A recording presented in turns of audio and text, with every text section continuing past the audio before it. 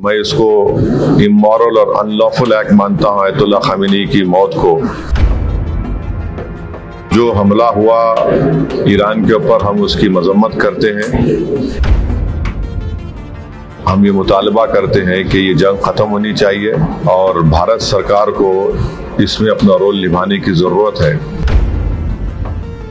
और हम उम्मीद करते हैं कि मौजूदा बीजेपी की सरकार आयतुल्ला खामेनी की मौत को कंडेम करेगी, इस जंग को रुकाने की पूरी कोशिश करेगी।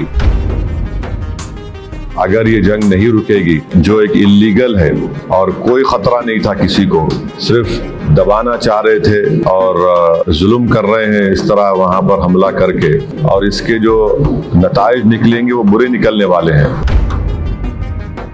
ट्रंप और नेतन्याहू समझ रहे हैं कि रिजीम चेंज होगा ईरान में। मैं नहीं समझता कि रिजीम चेंज होने जाने वाला है। हमारे जो पड़ोसी मुल्क है और जो इजराइल है, ये दोनों मुल्क अपने पड़ोसियों को चैन से जीने नहीं दे रहे। सबसे पहली बात तो यह है कि ट्रंप ने और बेंजामिन नेतन्याहू ने रमजान के मुबारक महीने में, जहां पर पूरी दुनिया के मुसलमान रमजान में रोजा रखते हैं, इबादत करते हैं रातों में, ऐसे मुबारक महीने में उन्होंने मिलकर ईरान पर हमला किया है। और ये भी नहीं समझा कि मुबारक महीना रमजान का है, मगर खैर वो तो इंसानियत को नहीं मानने वाले हैं बेंजामिन नेतन्याहू। और जो हमला हुआ ईरान के ऊपर, हम उसकी मजम्मत करते हैं। और ख़ास तौर से जब जेनीवा में बातचीत के ज़रिए से एक ब्रेक थ्रू हुआ था, और हो सकता था कि अगर वो बातचीत को मान लेते तो जितने न्यूक्लियर स्टॉक पाइल्स थे ईरान के पास, वो शायद इस्तेमाल नहीं होते। मगर अब इन्होंने मिलकर ईरान पर हमला किया, जिसकी वजह से 200 से ज़्यादा लोगों की मौत हुई है। और एक लड़कियों के स्कूल में 108 जो बच्चियां स्कूल में पढ़ते हैं, उनकी मौत हो गई। आयतुल्ला खामेनी की मौत हुई है और मैं इसको इमोरल और अनलॉफुल एक्ट मानता हूँ आयतुल्ला खामेनी की मौत को। और मेरी तरफ से, हमारी पार्टी की तरफ से, ना सिर्फ उनके शिया वर्ल्ड को, बल्कि पूरे लोगों को जो उनको अपना रहबर मानते थे, शिया कौम उनको अपना रहबर मानती थी। और हम ये मुतालबा करते हैं कि ये जंग ख़त्म होनी चाहिए और भारत सरकार को इसमें अपना रोल निभाने की ज़रूरत है।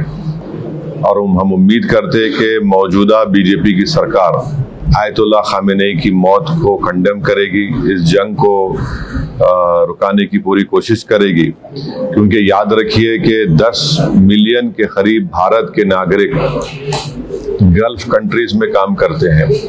और अभी इत्तला आई कि ओमान के पोर्ट पर शायद हमारे एक एक्सपर्ट, एक इंडियन वर्कर की जख्मी भी हुए हैं। तो ये बहुत, अगर ये जंग नहीं रुकेगी तो फिर ये बहुत आगे बढ़ेगी, ये टर्मोइल होगा पूरे इलाके में। और आपको अंदाज़ा भी नहीं है कि कई भारत के लोग जो उम्रा करने के लिए गए हैं और वो ट्रैवल एजेंट के ज़रिए जाते, पैसे देते, 2 दिन मक्के में या 3 दिन मदीने में, अब उनके पास पैसे नहीं है, वहाँ पे फ्लाइट ही नहीं उड़ रही वहाँ पे। तो कितनी परेशानी हो रही है। और साथ ही साथ आप ये भी बात जानते हैं कि हमारे जो पड़ोसी मुल्क है और जो इजराइल है, ये दोनों मुल्क अपने पड़ोसियों को चैन से जीने नहीं दे रहे। अफगानिस्तान में हमला, और फिर इजराइल जो है बार बार जून में ईरान पे हमला किया। और इजराइल, बेंजामिन नेतन्याहू ने 70,000 से ज़्यादा फ़लस्तीनियों का जेनोसाइड किया। ये जेनोसाइडल रजीम है और जो हमेशा शरारत करते रहते हैं। तो ये मेरे एहसासात हैं अपनी पार्टी की तरफ से। और मैं उम्मीद करता हूं कि हमारी गवर्नमेंट ऑफ इंडिया खामेनी की मौत की मजम्मत करेगी।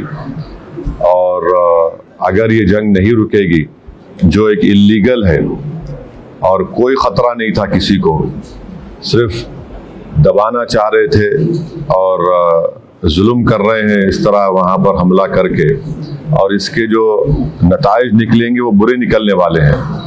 हम लोग अंडर एस्टिमेट कर रहे हैं, ये ख़त्म होने वाली नहीं। अगर ट्रंप और नेतन्याहू समझ रहे हैं कि रिजीम चेंज होगा ईरान में, मैं नहीं समझता कि रिजीम चेंज